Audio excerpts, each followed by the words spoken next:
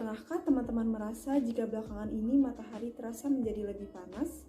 Atau ketika berjemur di bawah sinar matahari merasa bahwa kulit terasa terbakar? Itu adalah salah satu dampak pemanasan global.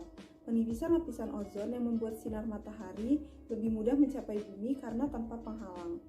Lalu, apakah pemanasan global itu? Kenapa bumi seperti sedang dibakar? Nah, untuk mengetahui hal tersebut, yuk simak videonya.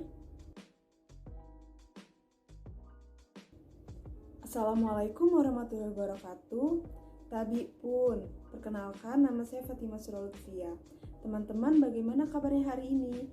Semoga teman-teman selalu dalam keadaan sehat walafiat. Hari ini kita akan belajar tentang pemanasan global yang memuat beberapa subbab, yaitu sebelum kita memulai materi, ada baiknya kita berdoa terlebih dahulu. Berdoa dimulai.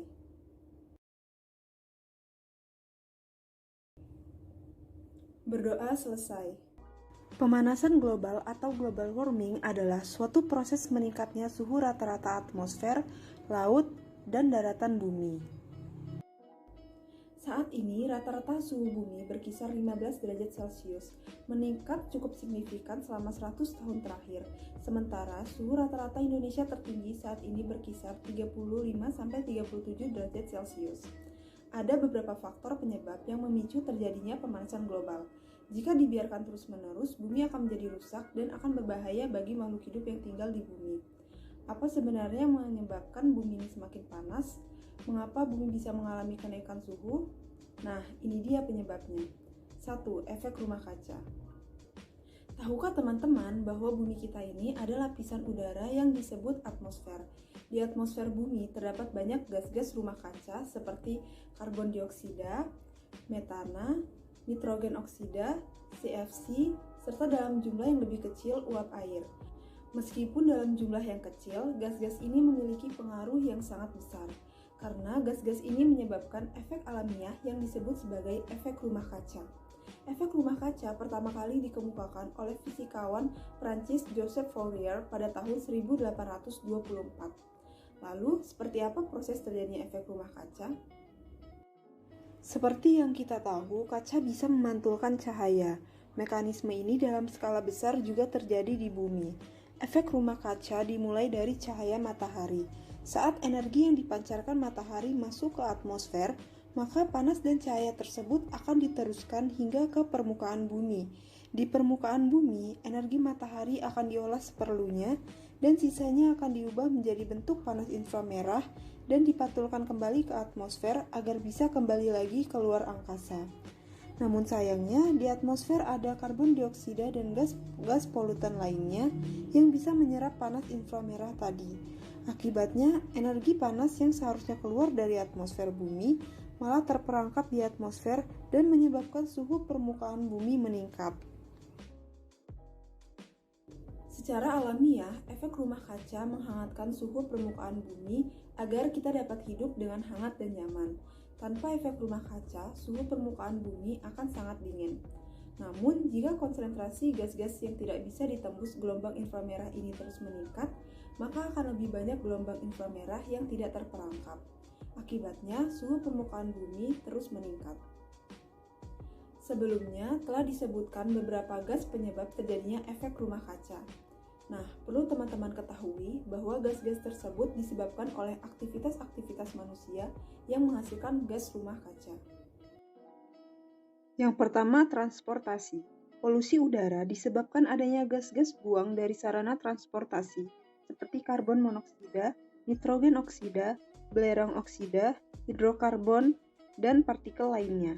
Gas-gas tersebut jika bereaksi dengan oksigen akan menghasilkan gas rumah kaca. Sebagai contoh, gas CO berubah menjadi gas CO2 jika bertemu dengan oksigen di atmosfer. Sarana transportasi juga banyak menggunakan bahan bakar fosil, misalnya minyak bumi. Bahan bakar fosil merupakan penyuplai terjadinya pencemaran udara dan penghasil gas rumah kaca. Yang kedua, industri. Aktivitas industri banyak melibatkan penggunaan bahan bakar fosil sebagai bahan bakar untuk kegiatan industri. Aktivitas industri yang melibatkan pemakaian bahan bakar fosil akan menaikkan konsentrasi gas karbon dioksida di atmosfer, sehingga menambah emisi gas rumah kaca. Selain itu, aktivitas industri yang melibatkan penggunaan senyawa CFC berpotensi menimbulkan efek rumah kaca. Gas CFC tidak mudah terurai jika terlepas ke atmosfer. Dan jika dilepaskan ke atmosfer, zat yang mengandung klorin ini akan dipecah oleh sinar matahari yang menyebabkan klorin dapat bereaksi dan menghancurkan molekul ozon sehingga menimbulkan lubang pada lapisan ozon. Penggunaan CFC yang tidak terkontrol. CFC merupakan bahan kimia yang digunakan di berbagai peralatan rumah tangga, seperti kulkas dan pendingin ruangan. Hal ini dapat menimbulkan pemanasan global karena CFC berperan dalam efek rumah kaca. Selanjutnya, penebangan liar dan pembakaran hutan. Pohon merupakan salah satu penghasil oksigen terbesar di dunia, dan di saat fotosintesis, pohon akan mengambil karbon dioksida dari udara. Penebangan hutan mengurangi jumlah tanaman yang dapat menyerap karbon dioksida untuk bahan baku fotosintesis. Sementara pembakaran hutan justru menghasilkan gas karbon dioksida sehingga kadar CO2 di udara menjadi semakin banyak. Yang terakhir, pertanian dan peternakan. Pada pertanian, pembusukan anaerob dalam tanah akan melepaskan gas metana. Selain itu, pupuk dengan kandungan nitrogen yang sering digunakan dalam pertanian juga memiliki kandungan gas metana. Pada peternakan, gas metana juga dihasilkan dari mulut ternak dan kotoran ternak. Selain itu, terjadinya pemanasan global juga dipengaruhi oleh aktivitas di luar bumi secara alamiah, yaitu efek umpan balik dan variasi matahari. Efek timbal balik ini adalah seperti pada proses penguapan air. Meningkatnya suhu rata-rata permukaan bumi, lautan akan menyebabkan meningkatnya penguapan air ke atmosfer. Uap air sendiri memicu terjadinya global warming. Ini mengakibatkan pemanasan akan terus-menerus berlangsung dan menambah uap air di atmosfer hingga kesetimbangan konsentrasi uap air tercapai. Variasi matahari. Variasi dari matahari mampu memberikan kontribusi dalam pemanasan global saat ini. Variasi matahari adalah perubahan jumlah energi radiasi yang dilepaskan matahari. Variasi matahari dipengaruhi siklus matahari 11 tahunan atau siklus bintik merah, selain fluktuasi-fluktuasi lainnya yang tidak terperiodik. Aktivitas matahari yang meningkat dapat menyebabkan meningkatnya suhu stratosfer. Semakin hari, udara terasa semakin panas dan pergantian musim sulit diprediksi akibat dari pemanasan global. Pemanasan global menjadi ancaman terbesar bagi kehidupan di bumi. Lantas, dampak apa saja yang diakibatkan oleh terjadinya pemanasan global? Dampak pemanasan global secara umum adalah terjadinya peningkatan suhu rata-rata di bumi. Namun, ada banyak sekali dampak yang terjadi akibat pemanasan global tersebut, baik itu iklim dan cuaca, peningkatan air laut, ekosistem, dan lain-lain. Mari kita lihat apa saja dampak pemanasan global. 1. Perubahan iklim dan cuaca. Pemanasan global dapat menyebabkan lapisan ozon berlubang, sehingga mengakibatkan sinar ultraviolet yang dihasilkan oleh matahari dapat mencapai permukaan bumi. Adanya sinar ultraviolet yang mencapai bumi akan memanaskan suhu bumi dan mempengaruhi pergerakan angin. Perubahan pergerakan angin akan memengaruhi perubahan musim dan iklim di berbagai penjuru dunia. 2. Hujan asam. Asap hasil pembakaran batu bara dan minyak akan menghasilkan emisi sulfur oksida dan nitrogen oksida. Ketika kedua gas tersebut bereaksi di udara, maka akan menghasilkan asam nitrat dan asam sulfat. Inilah yang kemudian mengakibatkan terjadinya hujan asam. 3. Permukaan laut naik. Es yang mencair dari kutub utara dan selatan akan mengalir menuju laut. Pada akhirnya permukaan air laut akan semakin tinggi secara perlahan-lahan. Hal ini tentu saja akan membuat area daratan di permukaan bumi semakin berkurang. 4. Mencairnya es di kutub utara dan selatan. Apabila lapisan ozon mulai berlubang, sinar ultraviolet yang berasal dari sinar matahari jatuh ke permukaan bumi. Ketika sinar tersebut jatuh pada daerah kutub, maka es yang berada di daerah tersebut akan mencair. Daratan di kutub yang semula berupa perbukitan es atau pada mulanya berbentuk pulau es, lambat laun akan meleleh sehingga serpihan-serpihan es mencair dan berubah. 5. Ekologis terganggu. Aktivitas manusia yang mengakibatkan pemanasan global akan membuat banyak hewan melakukan migrasi ke tempat lain. Tumbuhan-tumbuhan di suatu daerah bisa hilang atau mati karena iklimnya sudah tidak sesuai dengan habitat aslinya. 6. Timbul banyak penyakit. Suhu rata-rata bumi yang meningkat akan mendorong perkembangan virus dan bakteri, serta memperluas wilayah terbang nyamuk dan membuat nyamuk bertahan hidup lebih lama. Hal inilah yang menyebabkan timbulnya berbagai penyakit seperti malaria, demam berdarah, penyakit kulit, diare, dan masih banyak lagi. Krisis peningkatan suhu global sudah di depan mata dan akan kita alami sendiri. Bagaimana kondisi bumi 10-20 tahun lagi, dan bagaimana nasib generasi penerus kita nanti, sudah saatnya kita mengurangi pemanasan global. Pemanasan global dapat diatasi dengan tindakan nyata oleh semua umat manusia di berbagai penjuru dunia. Eksploitasi alam yang selama ini dilakukan harus dikendalikan dengan baik. Jadi, bagaimana cara kita berperan aktif mengurangi pemanasan global ini? 1. Menggunakan energi yang bersumber dari energi alternatif seperti energi air, matahari, angin, dan bioenergi guna mengurangi penggunaan energi bahan bakar fosil seperti minyak bumi dan batu bara. 2. Menjaga kelestarian alam. Menanam kembali pohon di lahan yang dibakar atau ditebang merupakan langkah konkret yang bisa kita lakukan untuk mengatasi pemanasan global.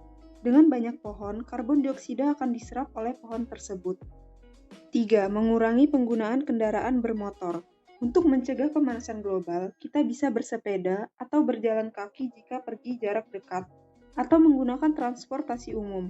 Dengan begitu, polusi udara akan berkurang dan dapat membantu mengatasi pemanasan global. 4. Mengontrol pemakaian listrik. Setelah selesai memakai alat elektronik seperti komputer dan lainnya, jangan lupa untuk dimatikan. Pastinya hal tersebut dapat membantu mengurangi efek pemanasan global. Nah, itu dia pembahasan kita mengenai pemanasan global. Untuk lebih memahami materi yang sudah kita pelajari dan untuk melatih kemampuan teman-teman, mari kita berlatih dengan soal-soal berikut. Contoh soal, pada peristiwa hujan asam, sulfur dioksida dan nitrogen oksida yang terdifusi di atmosfer akan bereaksi dengan air, sehingga membentuk. Pembahasan soal, sulfur dioksida dan nitrogen oksida yang terdifusi di atmosfer akan bereaksi dengan air, sehingga membentuk asam sulfat dan asam nitrat. Asam sulfat dan asam nitrat yang jatuh ke bumi, dengan bersamaan datangnya air hujan akan menghasilkan pH air hujan sangat rendah. Kondisi itulah yang dikatakan sebagai hujan asam. Jadi, jawaban yang tepat adalah B. Sekarang, untuk menguji tingkat pemahaman teman-teman, silakan kerjakan soal ini dengan mandiri. Pause video ini untuk mengerjakannya terlebih dahulu.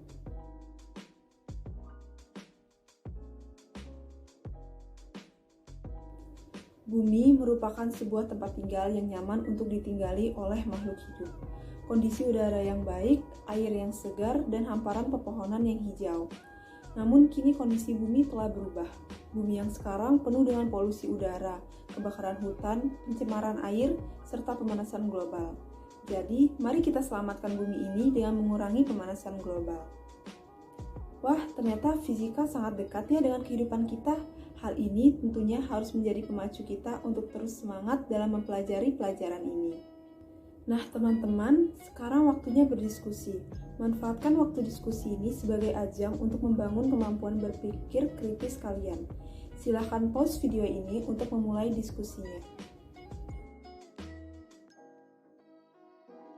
Tak terasa kita sudah ada di penghujung video. Terima kasih telah menyaksikan video ini sampai habis. Saya harap video ini bisa sangat bermanfaat bagi kita semua. Teman-teman jangan lupa belajar dan terus membaca buku untuk memperkaya wawasan kalian. Wassalamualaikum warahmatullahi wabarakatuh.